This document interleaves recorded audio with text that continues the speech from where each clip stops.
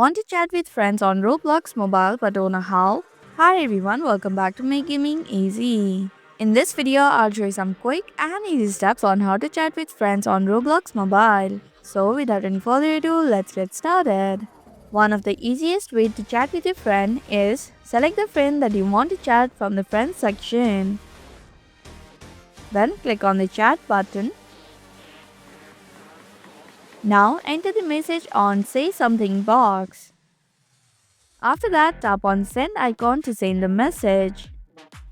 Another way to chat with your friend is go to the home screen. At the bottom of your screen, you can see party button. Click on it. Then select the chat of the friend to send message. But if you haven't sent any messages before, then tap on the plus icon from the top right corner.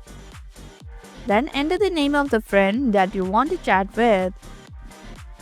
Now click on their profile. Tap on the create button from the top right corner. And that's how you can chat with friends on Roblox. Thank you for watching Make Gaming Easy. Hope this video was helpful. If it was, then hit the like button and comment down if you have any questions or feedback. Also, if you're new to our channel, subscribe and hit the bell icon so that you don't miss upcoming videos.